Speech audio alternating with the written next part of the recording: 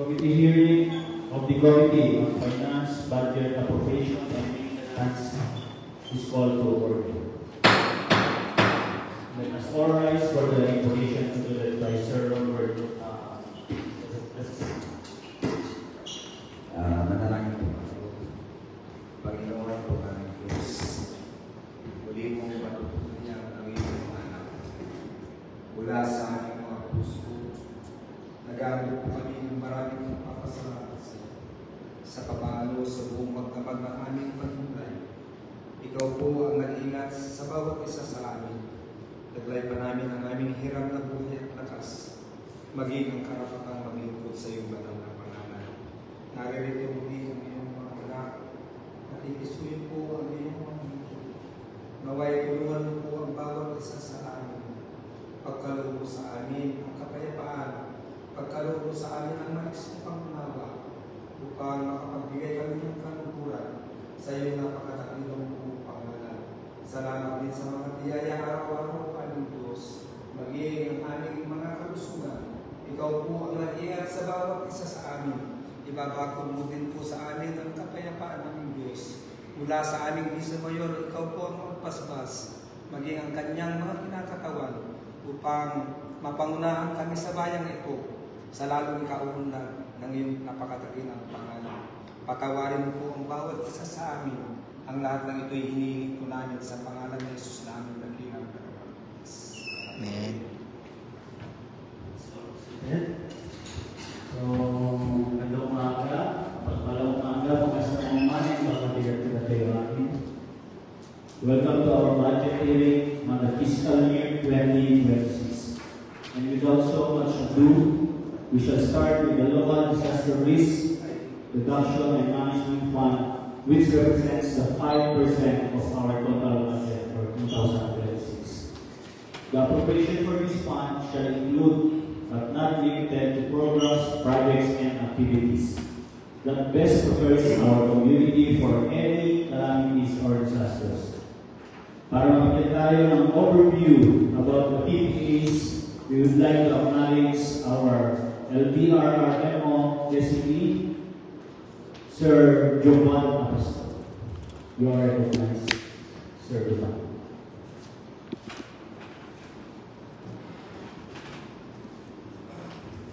Good morning.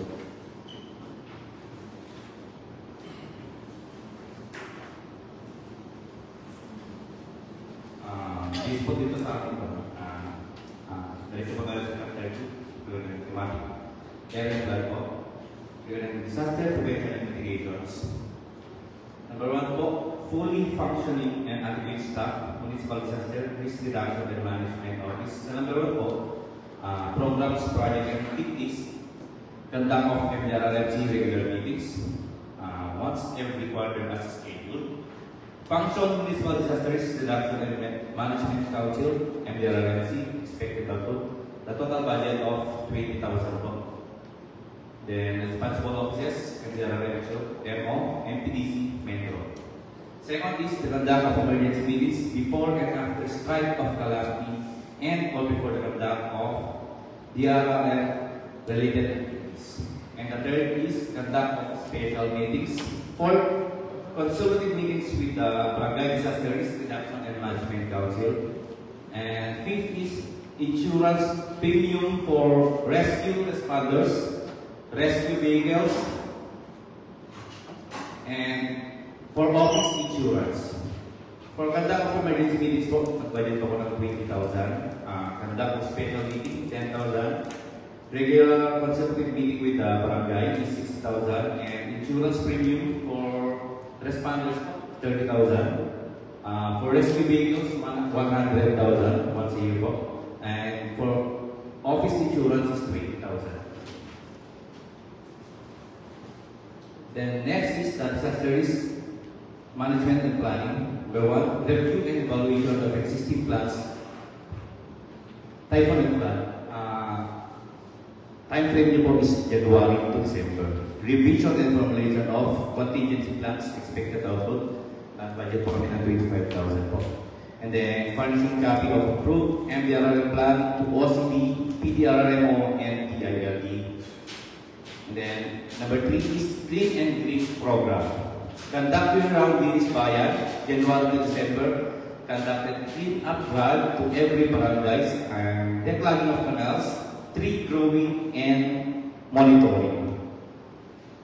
Number 4, budget plan for the utilization fund for MDRRM fund prepared and submitted, preparation and coding of budget plan and LDRRM FIFP, January to December, budget plan for the utilization of MDRRM plan approved. Then 5th is the risk assessment and vulnerable analysis and infrastructure conducted.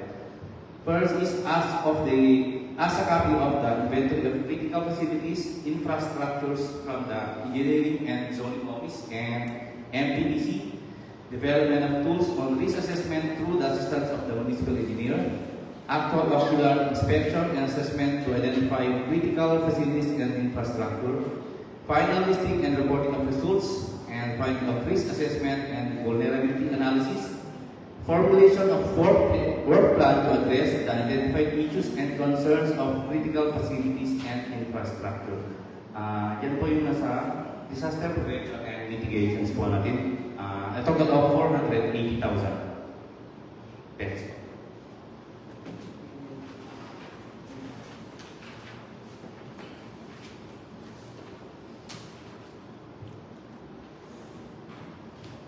Thank you, Sir Jovan. So, automatically 30% is for the QF. Magkano may total? Yung maraming factor sa Total of 2,976,000. Nasa dulo po.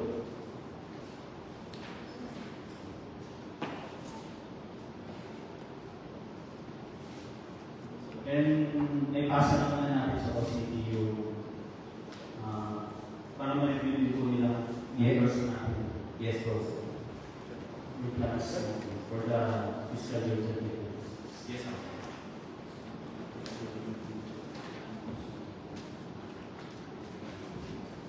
So, sa ating mga kasamahan sa konseho, baka may mga katanungan po tayo or any concerns po regarding our LDRRM fund po. Dito po ang ating resource speakers sa Jovan.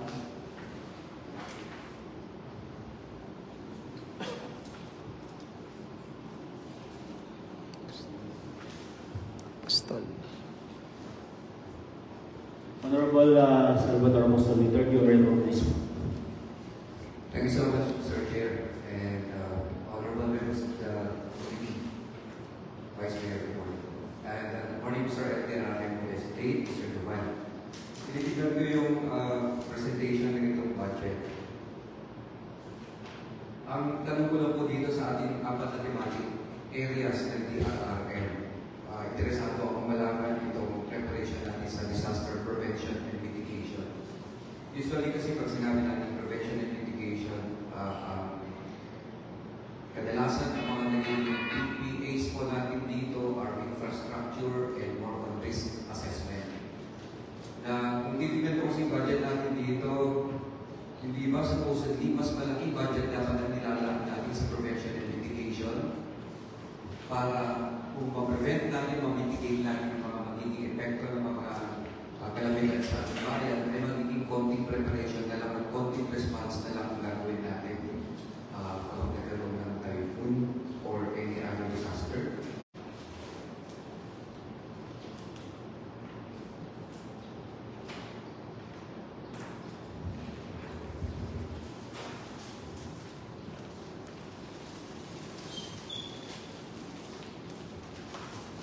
Sa prevention and mitigation po, from occurring po yung mga hazards po natin. Sa preparedness po kasi sir, actions in advance to be ready for disaster and practice emergency procedures. Para po parang ang maging action po natin yan para ma-prevent or ma-lessen po yung mga casualties po natin if ever po may mga mangyayari, yung mga disaster. Kaya mas malaki po yung binayad for disaster preparedness po. Okay, so mas malaki yung allocation natin for preparedness kaysa sa prevention and walang na-include na infrastructure project dito sa prevention and mitigation natin.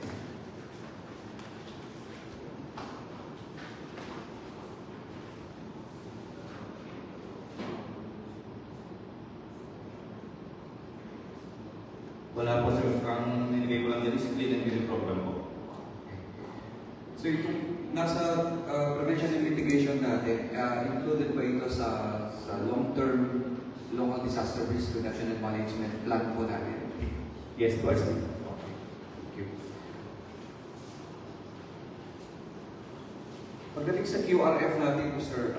Apostol, the Quick Response Fund, which can only be released when there is a declaration of a state of calamity. Kapag walang declaration of a state of calamity sa isang taon, saan pupunta ang pondong nakalaan sa Quick Response Fund?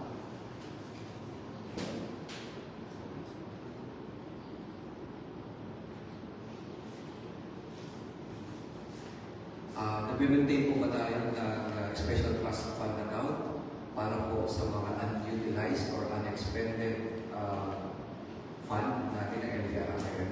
Yes po. Okay. Ang ibig sabihin yan, kapag walang declaration of state of calamity sa isang taon, the amount allocated for QRF should be deposited to the special trust fund account.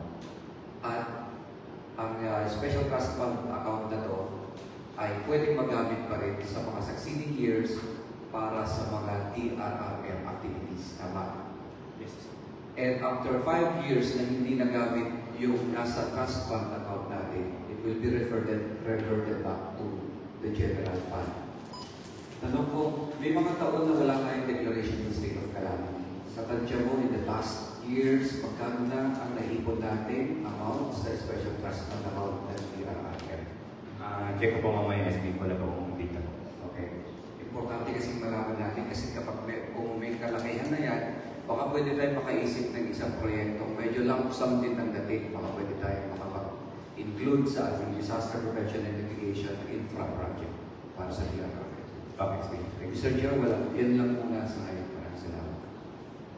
Thank you, Honorable Salvador Apostol Wilbert. Sa kalaman po ng lahat ng LDR executive po ang ating Honorable Salvador Apostol. Any question po from our kasamahan sa konseho? Honorable Wilbert? Wala po. Vice, you are recognized po our execution Honorable. Hey, Juan, how are you doing, buddy? Good, sir. Alright. Sabihin mo kung kaano kayo magaling sa ginawa nyo last time sa pag-respond kasi we underwent sa isang calamity in the last few weeks. So tell us what you have accomplished. Okay, good morning po, sir. Ang na-accomplish po namin, bago po dumating yung bagyo, nagkanda po tayo ng parang meeting with the LCE.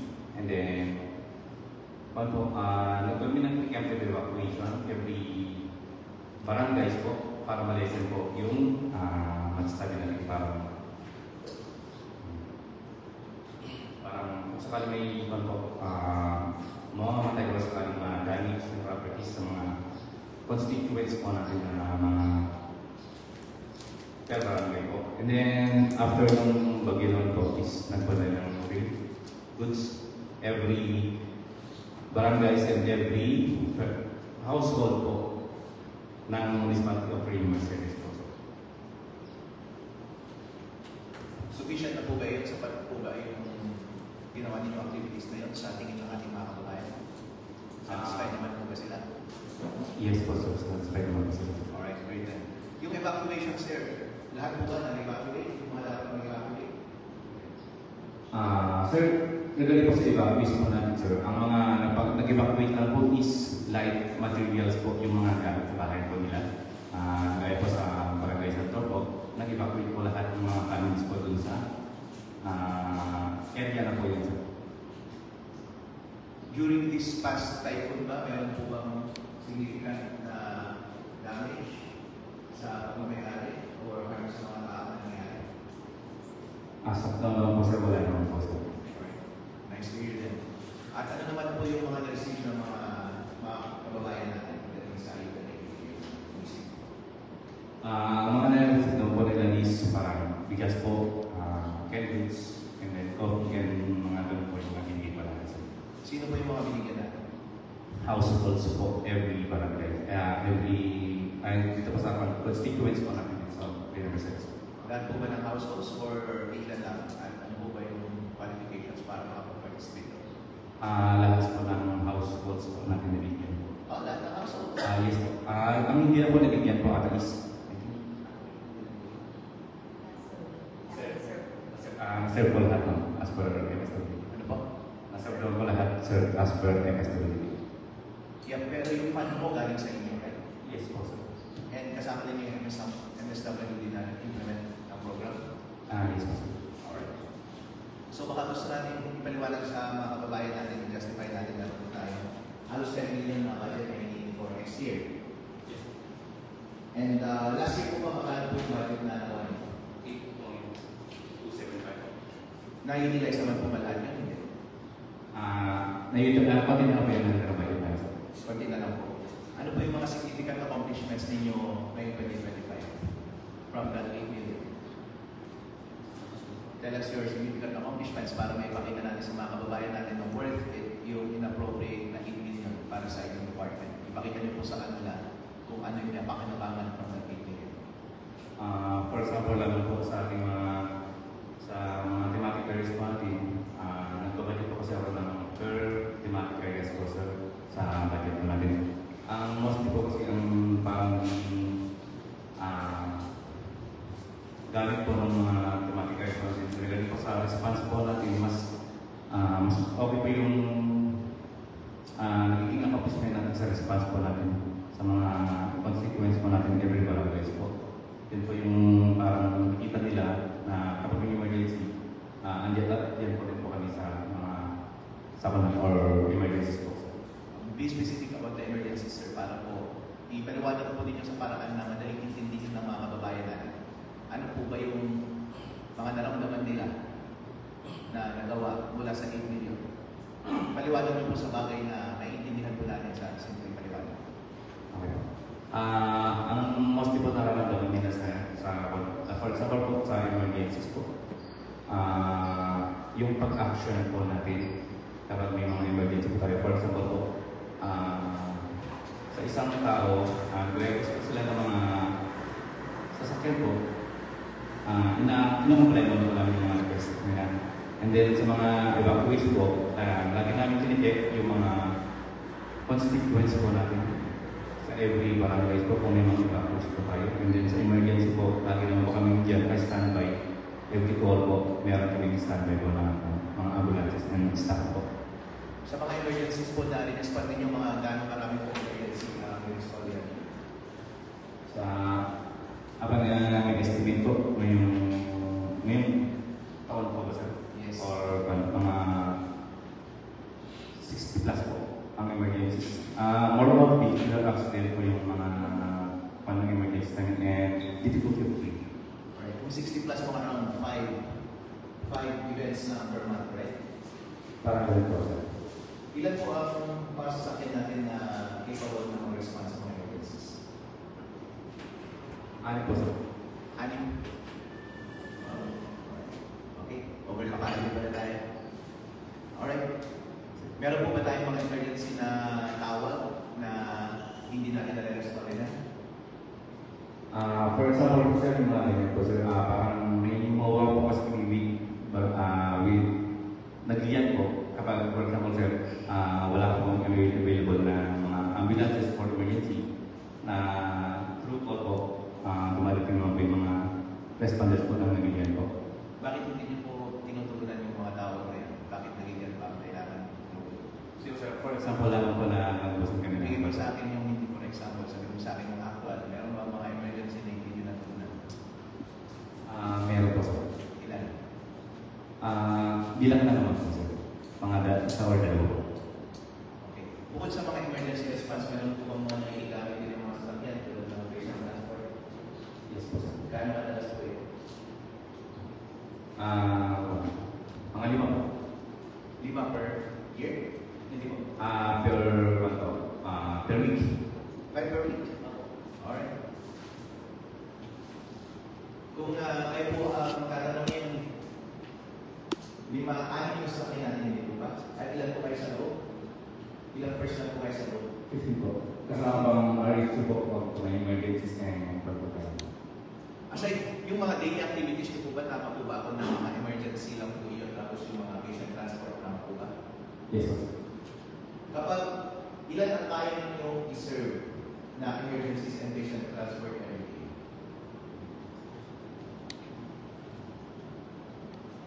For example po, sir, gaya nung po, sir, I check up, L300 yung therapy gamit namin kasi ang dami. First, muna po yun. Kapag, for example, dialysis down po, isa IPTV. And then, kapag mga emergency po, nasitira po yung 2 ambulance po natin. And then, pwede rin po gamitin yung pick up in times of wala po yung 2 ambulance natin at mga ibang po sa campus. Pwede ba natin, kapag sabihin natin na yung 6 na sasakyan na yun at yung 15 na tao sa opisina ninyo, pwede niya ba sila serve, sabihin na natin kahit 5 na trabaho, na field work sa isang araw, kaya ba? Yes, po. Kaya. Alright.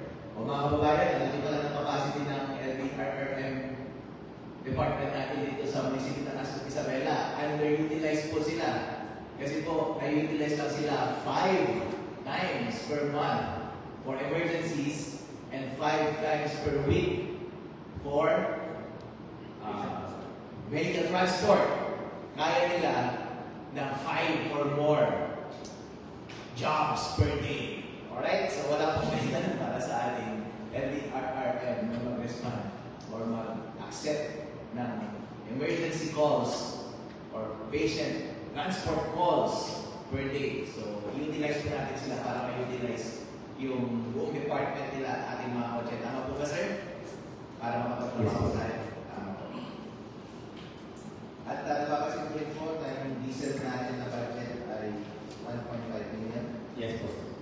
Kung i-complete natin yan, i-divide natin yung per day, mga 4,000 per day. So, sulit lang naman po. Yes, po. Sa gasolina, kumbaga, lahat naman ng pangangailangan para ma-meet ang mga emergency needs at mga vehicle transport needs or field response requirements ng ating mga kababayan ay kaya nyo serve. Sapat na sapat po yung 10 million na budget nyo. Alright. Sir, sabihin mo naman sa ating mga kababayan, ano may papangako mo sa kanila para masulit ang budget na ibibigay nila sa inyo ngayong taon. Okay po. Para sa ating mga kababayan, nandito lang kami. Handang bumabay at tumulong po para sa inyong lahat. Yun lang po. Alright. Sabihin niyo po sa kanila yung ano, kasi kayo po yung disaster management department. Lahat ng emergencies kayo po kailangan tawagan. Kapag sila ay nangailangan ng tulong, nandiyan po kayo para mag-respond sa emergency responses. Ano po yung guidance na pwede nilang makapagta kayo para mag-miss kayo yung kumanin? Cellphone lang po ba? Or may messenger? Or may WhatsApp? 39-461-573. Kung hindi pa available yung contact number ng emergency namin, yung hotline na, yung number ko na lang po, 0992-496-1573. Yun na po. Available po ba kayo kahit gabi? Yes po. Available po kayo kahit weekends? Yes po. So any time of the day and any time of the week, makakaasa po kami ng servisyo mula sa inyo. Yes po. Wala naman pong kakulangan sa budget.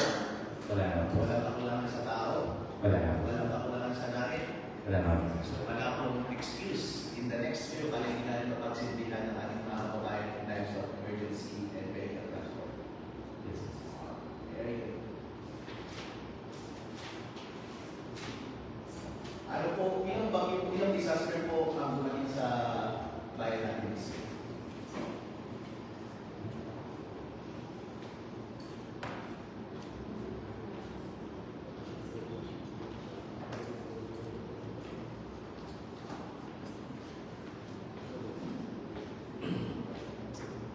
I think feature, hindi ko ma-estimate.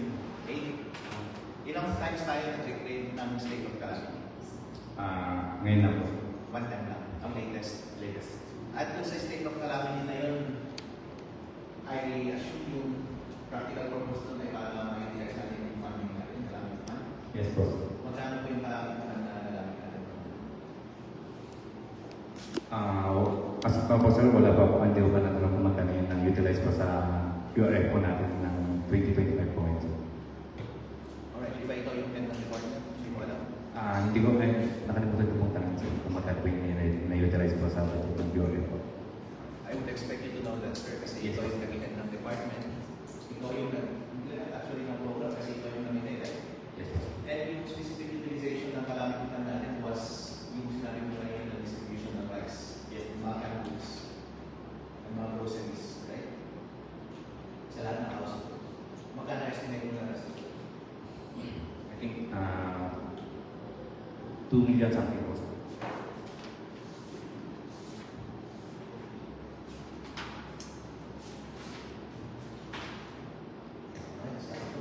Or next year, may alam 3 million ka.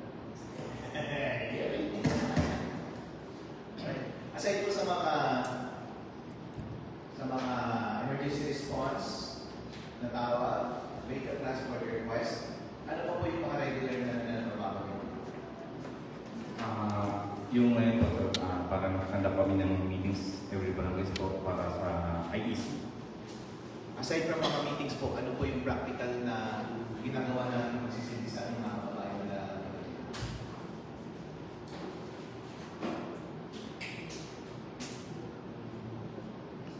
Parang mostly drills po.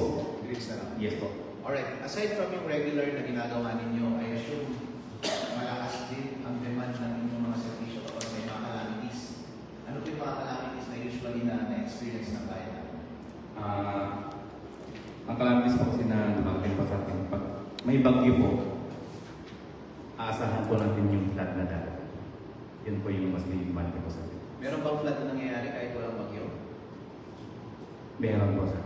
Kapag mataas po yung, parang galing po sa taas yung ulan, doon po sa upper po natin, bumababa po dito, doon pa nagkakaroon ng flooding po. Yung flooding ba nangyayari sa Cagayan River and Mangat River or Mangat River lang? Cagayan River. Cagayan River po. Kasi po yung sa Mangat River, through dam po yung agad. Yeah. And kapag mga acute events na ganito, yun yung mga activities na ginagawa ninyo, yung evacuation, and then monitoring during the event itself, and then relief after the event. Yes po. Alright.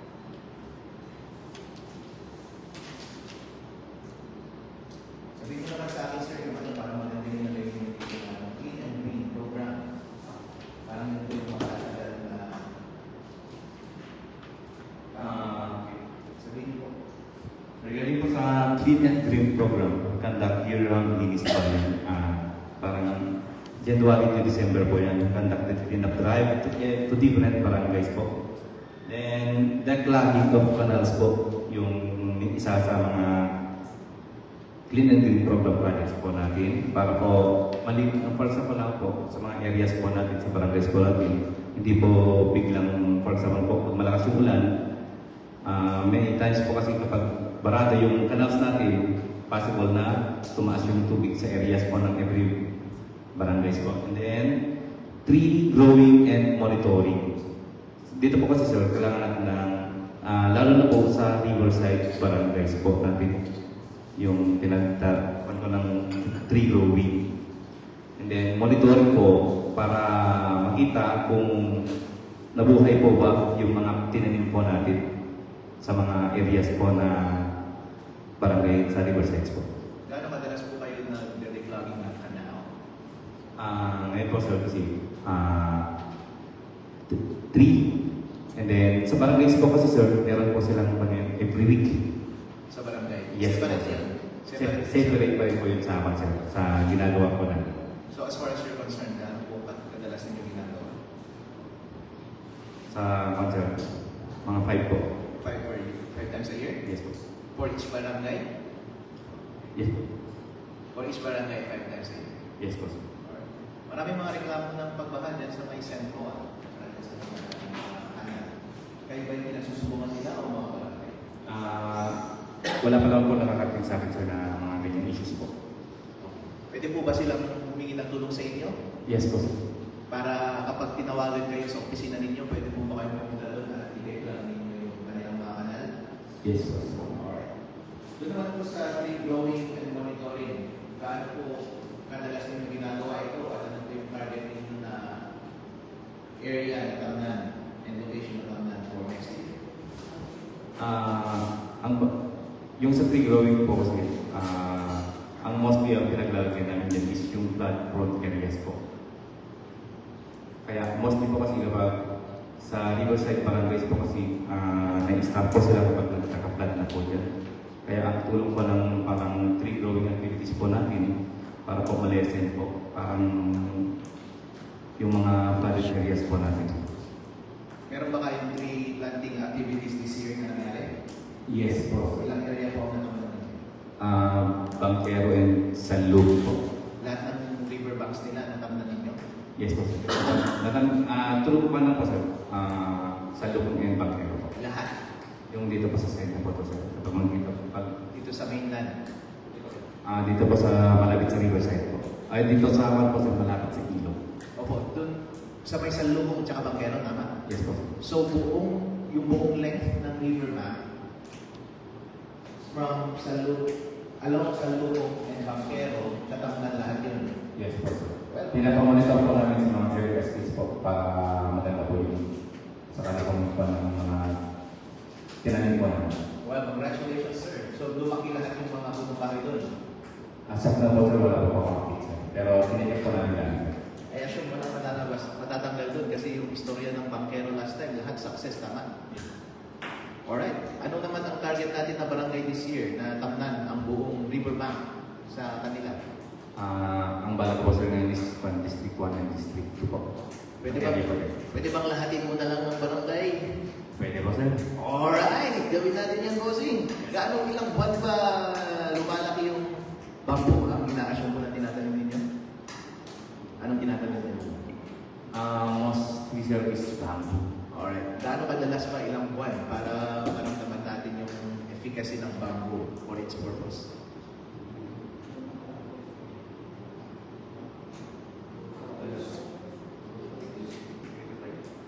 Ang estimate po sir is 3 to 5. 3 to 5 months. Yes po. Yes. Tagal din po ata tumubo yung patat bamboo. Mabilis ang bamboo, boss. Depende po Wala sa ka ba? Alright. I think it's only a matter of months, sir. Ang yan, malaki ang magagawa natin. Kasi hindi naman, tulad ng sabi mo kanina, malaki yung capacity ninyo at hindi naman underutilized naman ang mga tao na dyan. Baka pwede sa mga araw na wala kayong masyadong trabaho, magtanim na lang tayo at hindi tayo na gusto kong magtanim. Tama? Yes sir. Para lahat ng riverbanks natin, matamnan natin ng bamboo. Okay. Research ko yun, I think it's just a matter of months bago siya lumaki at nararamdaman mo at hindi siya makakapulot.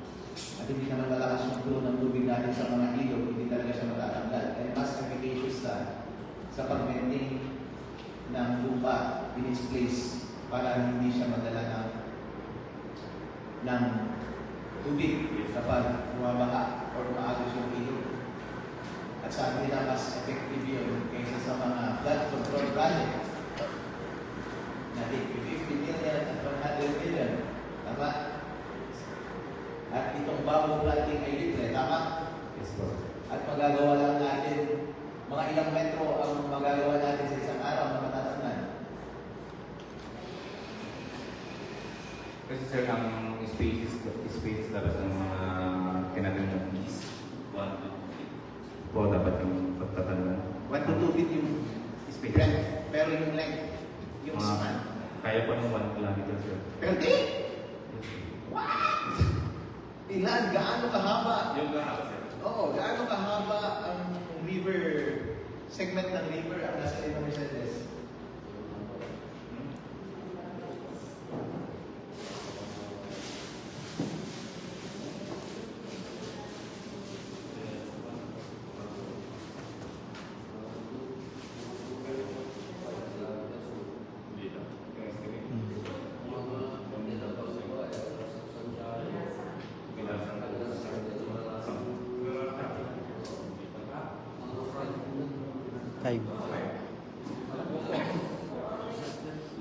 More or less. natin 5 kilometers. O, mabilis lang pala yun. Kapag sobrang bilis tayo, in 1 week, kaya natin tawanan lahat ng riverbanks natin. At the rate of 1 kilometer per day, at the cost of 0. With the available manpower ng ating LDR. Tama?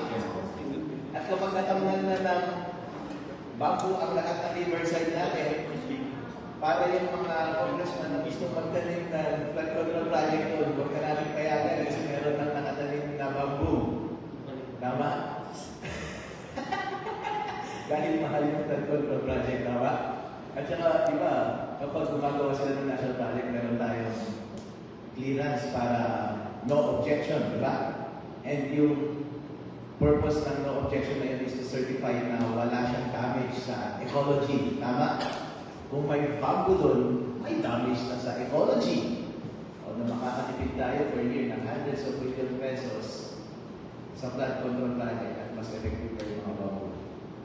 Katunayan ko po, mas magaling na sa mga congressman na ating national agency at DPWH. Sa isang linggo lamang, ang kanilang ginagastos every year na hundreds of billions sa ating bayan ay masasagot mo ng 0. No additional personnel. And as fast as 1 week and can last for decades, masusolve na ang ating flood control concerns dito sa bayan natin. Tama? You can be our water hero. Flood heroes. Sa inyong personal opinion, sir, meron bang paraan para masolve natin ang pagbabaha dito sa ating bayan? Naman natin kaya may typhoon or pagtaas ng tubig na nababaha talaga yung mga flood-prone areas. Realistically, sir, meron bang mga paraan para masolve ito? Para sa akin sa kung parang mas laliman yung mga riverbanks po natin. Alright.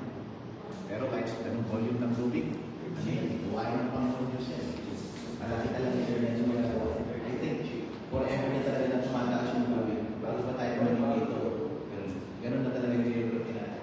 Tumataas na talaga yung tubig na mataas. Kaya, maganda po, I think you're doing your best. You're doing the most that you can do. And that is to evacuate people, bantayan ninyo, the time of the event, kapag meron nangyari, hindi ka nais-nais during the event, ay ma-respondihan natin kahit makapagbigay tayo ng after that. I think as far as these activities are concerned, nagawa naman ng mabuti ang trabaho ninyo. Okay? And I think malaking opportunity talaga pwede natin maipakita sa lahat ng agencies sa gobyerno kapag matamnan mo lahat ng riverbanks na ilog na dumadaan sa rin ng Mercedes. Makakasave tayo ng maraming ilog. Kapag nagawa mo yan, sir, sa aking papel, ang grade mo is 1,000%. Alright? You will be our flood hero. Kasi lahat na po na pwedeng magawa natin at 0 cost, 0 time, and 0 added person at nagawa mo. Spectacular. Alright. Well, good luck, sir. I think you have done your job satisfactorily this 2025 and expect you to do the same in 2026. And I would be totally impressed if you planted down all the riverbanks in no time. Sa akin, sir, you're Super Bowl medalist kapag nagawa mo yan, sir. And I don't think super exciting if you just think about it. I don't think meron real obstacle para magawa mo yun, right? And it's so exciting na pwede mong gawin yun at walang pipigil sa'yo. And you have all the manpower. And ikaw ang may hawak ng buong department mo. And you don't need money to do it. Hindi mo kailangan paalam kahit kanino. And just do it, bro. And we'll be so impressed. If you did that, you'll be our hero. You will be our personal friend. Alright? Congratulations, sir. Good luck. You've done a great job. We're rooting for you for 2026. Thank you. Thank you, Vice Mayor. And malay natin, next hearing natin sa budget for 2027 natamnan na ni Sir Yuval ng Bowman Dream ang riverbank promise natin. Patamnan na. You recognize Honorable Senator Apostolic Grepa. Umuukot nila ng matayo, para masuportahan lang nila. Ayoko kasi na matapos tayo ng pag-uusap sa iyo na meron tayong hanging question. I would just like to go back sa gusto ni-raise ni Vice Mayor kanina with regards to the utilization of our quick response fund during Typhoon 1. As per record po, ang ating QRF for this year is amounting to 2,595,000. And sa naging relief distribution natin ng Typhoon U1 rather, nakapag-disburse po tayo ng exact amount of 1,644,684.25. Ito po ay yung ginamit natin na para makabili ng bigas, delata, kape, asukal, plus manpower na na-distribute natin to a total of 9,380 family heads in the municipality of River Services. Report is according to, as per the MSWD office and the budget office. Thank you, Honorable Senator Apostolic Grepa. You recognize Honorable Albino.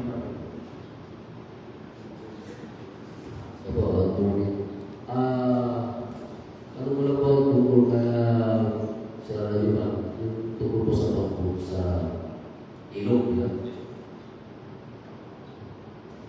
Kung nagtanim ka doon sa ilog, kanino po yung sino po may-ari doon sa bangko na tinanim nyo sa ilog?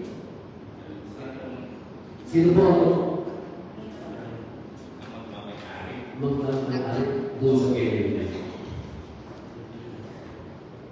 Ano pong pansin? Sino po ang magmamayari doon sa bangko? Sabihan ng lupa. Sa barangay po isa sa mga tao? Oo. Halimbawa, lupa ko ito, tinanong mo ito. Yes po, sir. Regarding po kasi yan, sir, sa mga pagkakamalan po natin mga areas, kailangan hindi po muna makipag-coordinate sa kapitan bago tayo magtanim para po malaman natin kung okay lang ba natamnan o yung area po sa Riverbanks po minsan. Para po wala pa tayong problema. Okay. Ang pangalawang tanong po, Mr. Rajuban. Di ba alam ko, kasi maraming gumagamit sa bangko na yan sa barangay. Ang dami po akong nakikita na kumukuha. Bawal ba kung kumuha sila doon ng gamitin nila sa barangay?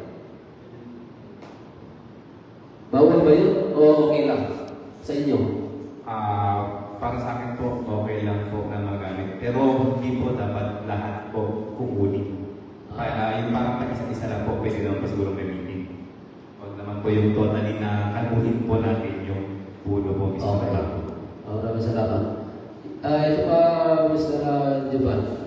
Hindi po, kaya po tinanong ko kung sino po ang may ari doon. Kasi yung apat ng lupa nung tinanong nyo is siya na po ang parang may-ari na.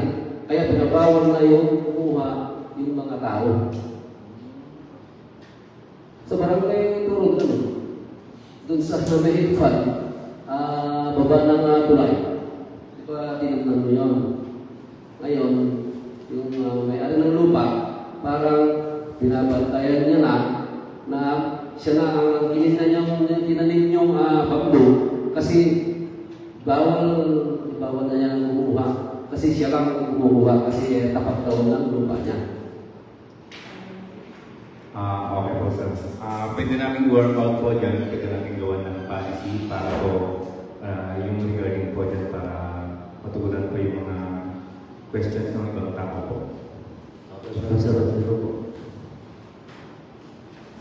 Meron lang ni Mr. Puntapay. Ito po yan, sir. Pwede natin gawa ng batas yan, boss. Ordinance.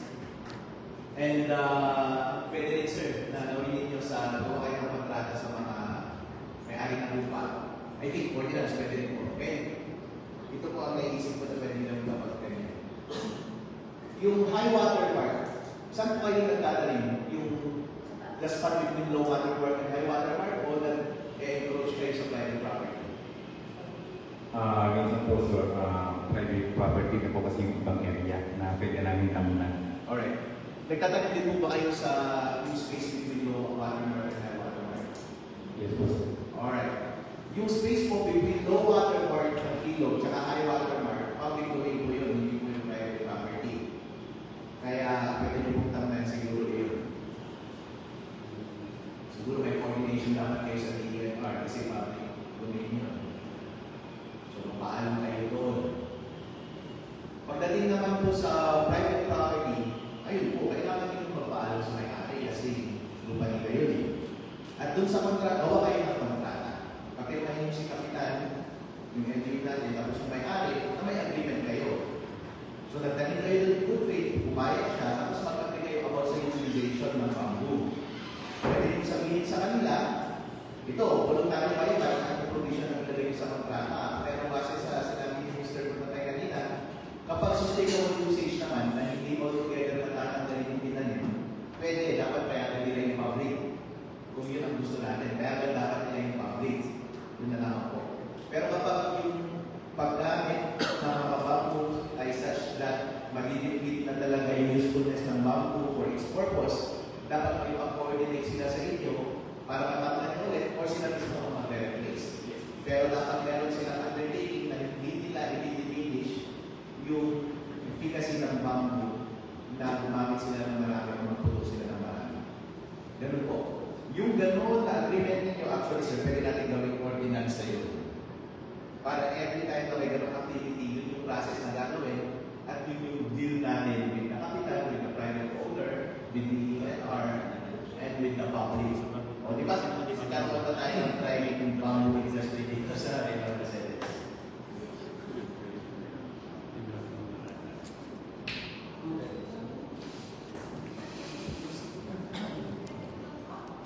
Thank you, SK Dinong Kapay and Honorable Vice Mayor. You are recognized, Honorable. Thank you, Mr. Chair. Good morning, Sir. Recently, nakasas ko tayo ng nabukitan ko yung UN. Gusto ko lang po isang meron ko mga reports sa inyo na nakarating na may mga nasiraan din mga bahay dito sa ating municipality. Yes po, sir. Nakonsolidate na pala yung sabihin na rin po sa PRR. So, ngayon po, kasali po ba yung sa funding po dito yung sa allocation ng budget yung sa papagawa? yes po, sir. Kasi tapos, gaano po kabilis yung response po sir sa, di ba, may ordinansa ng bahay. Gaano po kabilis yung pagbibigay po ng ayuda sa mga concerned individual na sila? As soon as possible po sa sir kasi hindi natin malalaman baka mamaya may dumating na naman ng bagyo.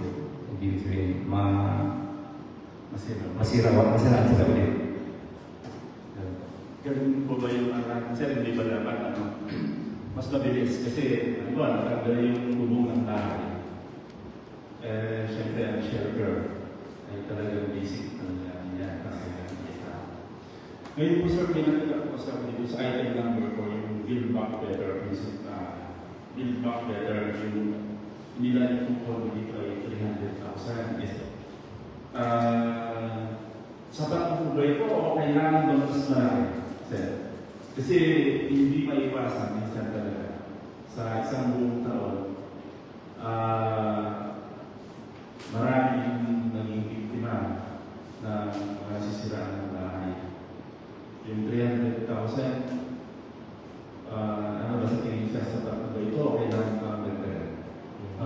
Para sa akin sir, okay na po yung 300,000. Pero kapag nag-state of calamity po tayo sir, kasi meron din po tayong nakalagay dito, including shelter assistance po sa QRF 100 po nagagamit po natin yung quick response fund po. Tapos sir, ang gusto ko i-maliwanag ngayon, ilang yun sa base sa experience ko, ilang araw o ilang buwan yung pagbibigay ng financial assistance sa mga sa madalas. Inaabot ko ilang buwan sa Para sa sir, 1 to 3 months. 1 to 3 months. 3 months. Hindi ba ma-sir, matagal? Hindi ba matagal? Lalo na halimbawa yung bahay ko talagang nasiraan. Pwede pa natin magawa ng mas mabilis na paraan. Na kung saan may assessment ng ating mga department agencies. Tapos, mabigyan natin ng agarang kasagutan yung mga ano sa kalagay ko siya. Pwede ba mas mabilis? Paano ba? Mas isang buwan o less than 1 month? Yes po. Pwede naman so sir. Papag-uusapan naman po yun. Yes po sir. Kasi po, may mga reports po tayo na silang bahay dito sa aking municipality. Ngayon, nagkaroon po sila kung kailan yung parang assistance na dito. Kaya sinasabi natin, hintayin lang sa natin yung financial assistance na ibigay po ng ating NGU. Basta i-report po ito nila sa barangay at nakarating po sa tama sa aking kapag-report yan. Then lahat ba yung sir ng mga reports ay sa inyo talaga binibigay at pwede ipalaw po ng ating mga kababayan, pwede po sila magpalaw sa isang po sila pwede ipalaw. Pwede po sila mag-up po sa ating sir kasi kami yung nagko-consolidate yung mga reports ng auditor po. Yes po sir. Sabihin na rin po yung mga damages po. Inaantay ko lang po yung mga susunod na hapon po.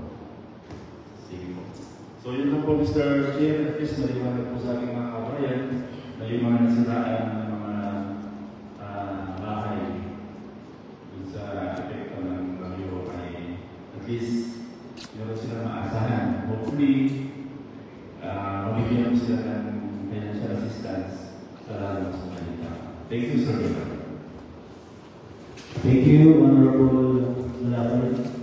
You are recognized, Honorable Senator Apostol. Yes, thank you so much. Ito ay kaunting kasagutan lang po sa tanong ni Honorable Calabay yung dating sa assistance sa mga nasiraan bahay. Ito ba yung kahalagahan ng kinakanta after ng typhoon, immediately after the typhoon na nagkakaroon po ng rapid damage assessment and needs analysis ng Council to identify po the extent of damage sa mga infrastructure kasama po yung mga bahay. In the case po na may mga reported po tayo nasiraan ng bahay, be it a minor damage or major damage, nililista po yan. And all reports will go to certain agencies like the Office of Civil Defense, the DSWD, and the National Housing Authority. At sila po ang nag-determine as to how much assistance shall be given sa mga nasiraan po. And as to kung kailan po, that depends po sa assessment ng agency. Meanwhile, habang hinihintay po yung ibibigay na ayuda coming from these agencies, ang LGU po ay nagpo-provide na po ng light materials para po ma-restore kaagad yung masira sa bahay. Pansamantala lang po ito, light materials plus financial assistance sa mga nasiraan po ng bahay, which is given to the affected families immediately po upon assessment ng DSWD. Mr. Kim, maraming salamat Mr. Apostol. Ngayon po, yung kasalukuyan po, meron na po bang ibigay ng aking pong LGU na yung pinabagay po mga light materials sa mga affected na kababayan po natin? Yes po sir. Meron pa.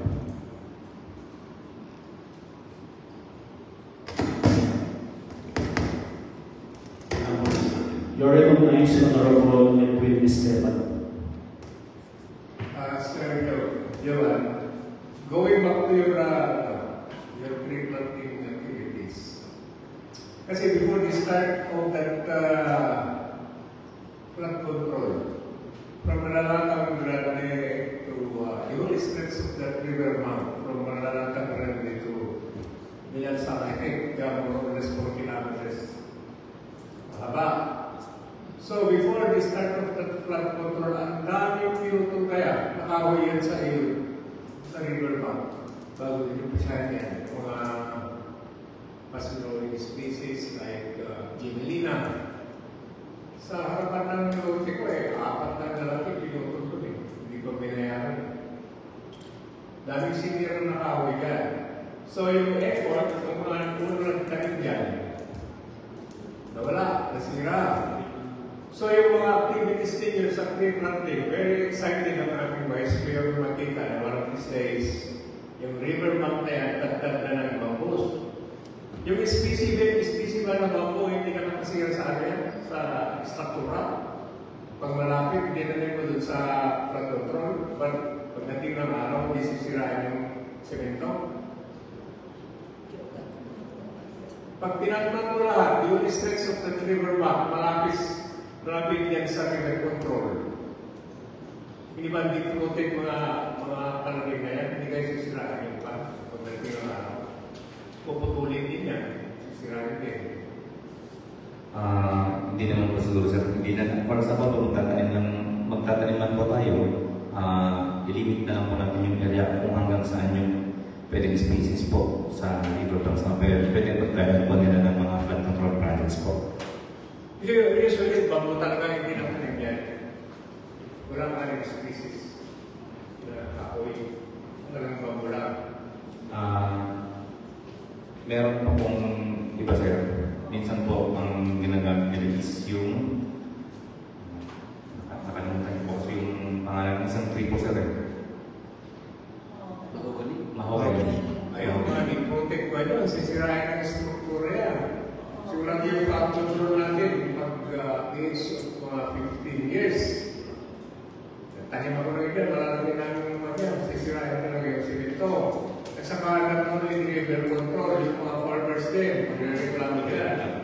Kasi it affects the production. Pag wala naman siya ng araw, over like this, hindi lang natin tanim, pinuputol din. Mostly, parang pinuputol po nila para sa atin is yung mga branches po sa taas po siguro, hindi yung ilalim. Yung parang nakakasalaran lang din po sa paglaki po ng mga tanim po natin, mga farmers po natin. So far, nakikita ko sa rin pa sir, pag naglalaro ka na doon, kasi ako sa mga river sa hapon. Sarap na mo pala yan eh. Yung mga malaking wala na eh. Pinapupunta na yung mga faktor eh. O ano inubisahan nyo sa kanila? Binutol nyo ang ganda mong pilihin.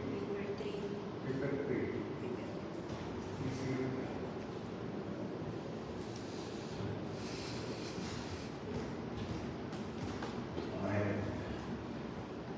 Dito po sa last na ito na nangyari, ano po yung value ng mga silang bahay na Air Force Base?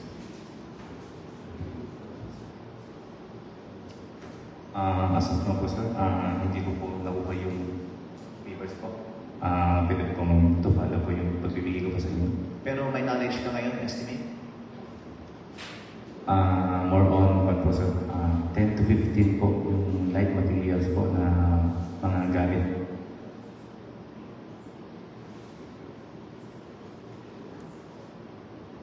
Yung iba po is 62,000 as per month. Yung ano? 62 houses po yung damage, yung value niya is undetermined po. Wala ba tayong plano para i-request yung mga tao? As of now po sir, nakataya lang po namin yung tamang procedure po na sasabihin po sa amin ng decision po. Kapag may state of calamity, ma-authorize tayo gumamit ng calamity fund, hindi ba natin pwedeng ibawal sa calamity fund yung compensation nila? As per po natin dito, may nakalagay po dito sa ating QRF po, pwede tayong including shelter assistance po. Pwede po natin gamitin yung sa QRF po natin. I'm I'm talking about yung 2025, sir. Sabi ko kanina yung mga sabi ni Mr. Apostol kanina na mga 1 something. So hindi ka na utilize yung bukla. Nag-2 plus. Pwede ba natin ma-utilize even as late as now, Mr. Apostol, para magamit yung the rest, para i-recompense yung mga nasiraan ng bahay? Actually, sir, pwede naman po. But we are actually waiting for the response coming from the DSUD. If I may just to correct kanina, I mentioned DSWD. Hindi na po sila nagbibigay ng shelter assistance actually. We have a pending request po sa DSUD. Awaiting na lang po tayo ng response. Anytime from now po, darating na po ang sagot ng DSUD para po may bigay na po yung shelter assistance for the affected families. At yun nga po, habang hinihintay po natin yun, nakapagbigay na po initially ng financial assistance and light materials po sa kanila, Mr. Chair. Oh, financial assistance, how much po dun sa 62 na bahay? According to the mayor's office, kasi very minimal amount lang po, sir. Like for example, yung sobrang konti lang yung naging damage sa bahay. Konting tuklap lang din naman, but reported as a damage. Ibibigyan na compensate naman ng kaunti, Mr. Chair. Kunti lang po. So yung lahat ng na-damage na bahay in the last iPhone was 62? Yes. And lahat sila nabigyan ng financial assistance? Yung mga sobrang indeed lang, sir. Because some houses na report na may damage naman ay mga big houses naman po yung iba. May konting tuklap lang. But reported talaga siya sa council. At hindi naman po lahat ay nangingi ng assistance, sir. Those who were identified lang as talagang indeed. Alright, so bigyan po natin ng example yung public ng isang nabigyan ng assistance arising from some damage sa kanyang bahay at magkano po yung nabigay sa kanya. Para lang po makita natin yung extent ng help na nabigay natin sa kanya.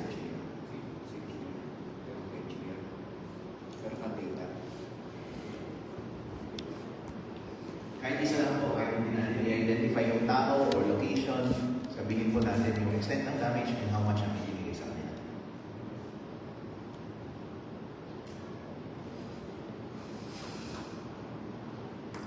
I don't have the data.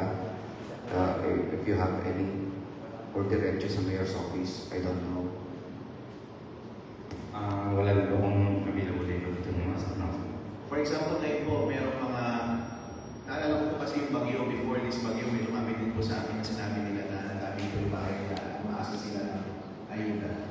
So ngayon po, kung meron pa rin po mga umaasa ng ayuda at this point, at wala sila sa listahan, pwede pa rin ba sila magmahabol sa listahan? Or saan kaya sila makakaasa ng immediate or forthcoming compensation arising sa damage na nangyari from last time? Para lang ako sa mga bahay na sinasabi nila ngayon na damage yung bahay nila, meron ba silang asahan forthcoming help from us financially? And kung meron man, saan nila asahan nyo o saan sila magpapalo?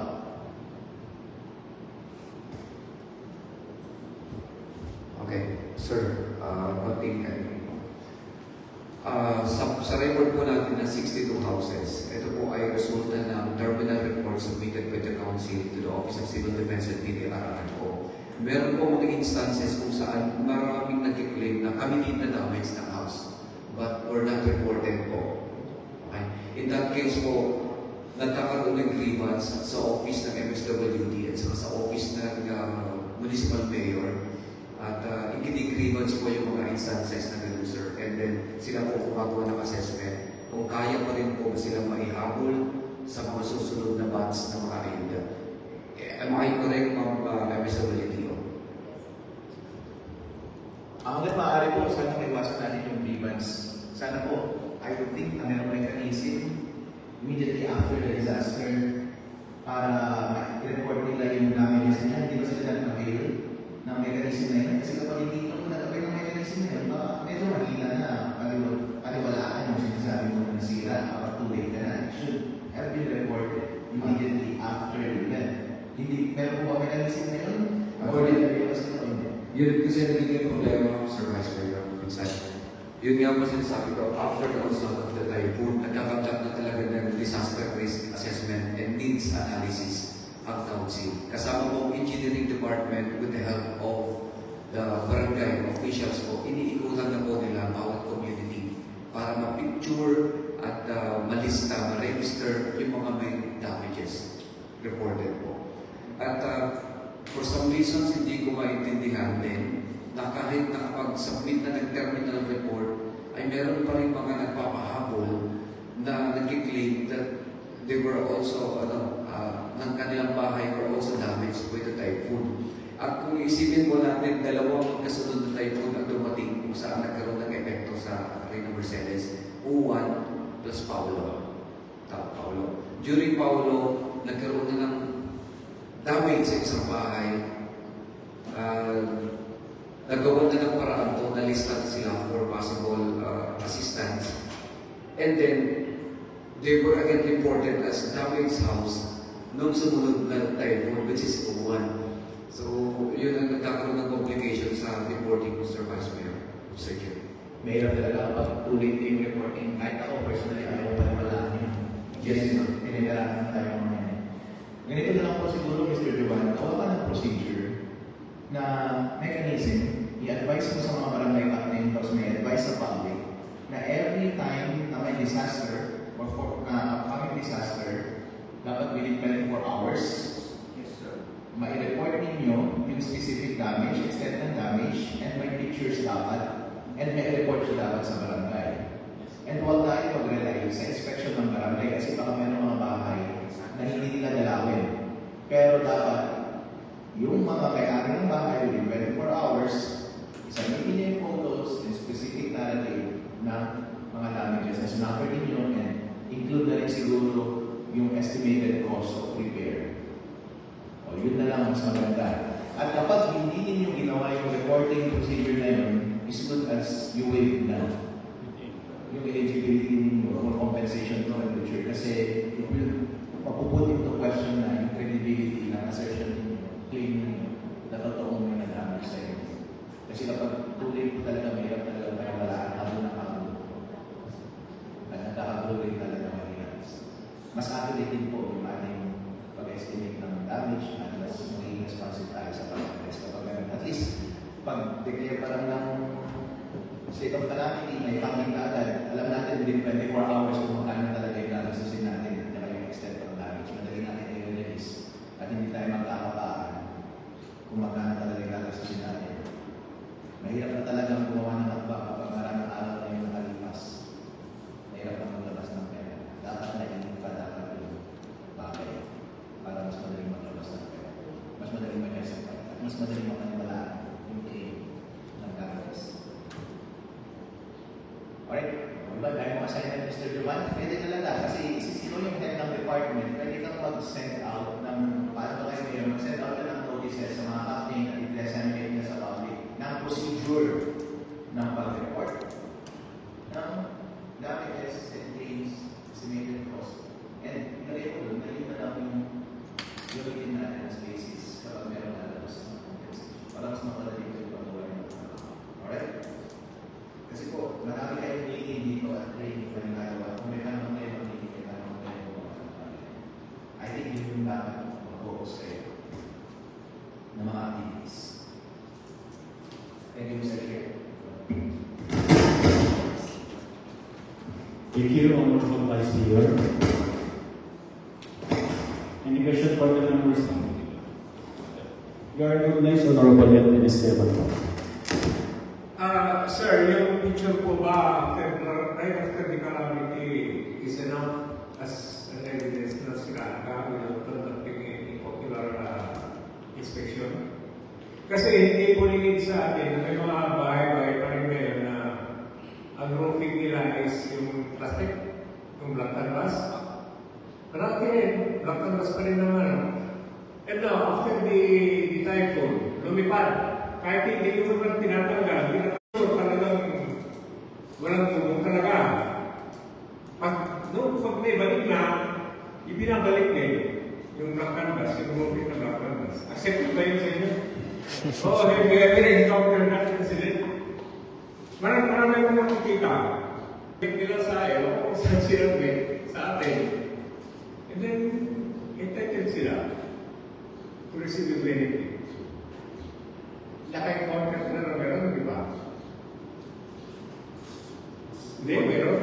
Para sa akin, sir, sa bilang ng pagpupo ngayon, as of now po, wala pa naman po akong encounter na ganun po, sir. Meron? Kapit bahay ko. Meron. Oo. Lumipad dito lang ang class. Naka-receive siya ng grasong yero. Ang dami. Hindi naman kinabit. Bumalik yung laksan na sa sudna.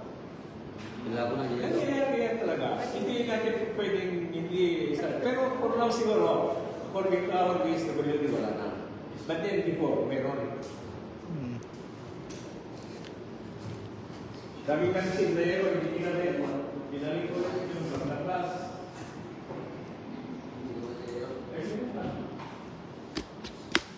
Kaya may siguro,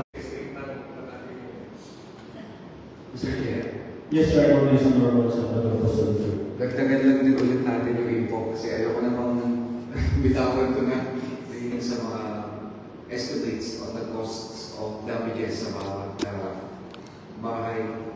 Meron tayong forwarded Office of the Civil Defense pagdating sa mga partially damaged houses po or barangay. Actually, meron na po cost estimate po ang engineering department like in Bangkero. May tatlong partially damaged houses and it was estimated at a cost of 9,000 pesos. Yung tatlo na po na bahay sa Bangkero. Meron din po dito malaking amount reported in district number 2, a total of 24 partially damaged houses, totaling to around 424,670. So, meron tayong data sa estimates on the estimated cost of damages sa bawat households. Houses na nasira. Thank you for the data for all the Pagkapostal. Any question po sa ating mga kasamahan? Wala po. So, to our LDR office, siyempre, maraming salamat po sa pag-explain po ng inyong class and for the utilizing for the proposed plan for 2026 regarding the disaster prevention and mitigation, disaster preparedness, disaster response, disaster recovery and rehabilitation, at syempre ang ating quick response fund if we are on this state of calamity. Please take note na po sa ating mga suggestions ng ating Vice Mayor and all the members, assignments and opinions po nila. Kayo din po sa department po ng LGM, malipat po sa kayo po ang nagre-respond sa mga at nagre-rescue sa ating mga kasamahan, mga constituents po. Mag-iingat din po kayo sa bago. And hoping for the proper utilization of your budget for the year 2026. That's all for the local risk reduction management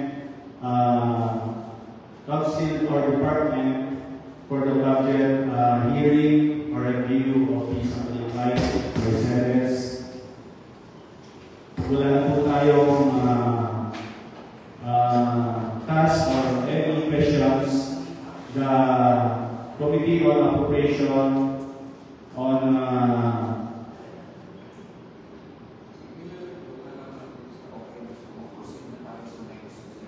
so let's proceed for the next budget. I think nandito po ang ating MSWD to explain the fund of LCPC, Local Council for the Protection. Yes po. We will break for 5 minutes break po. Thank you, Sir Jovan, sponsor po sa time po para ma-explain ang inyong budget for the year 2026.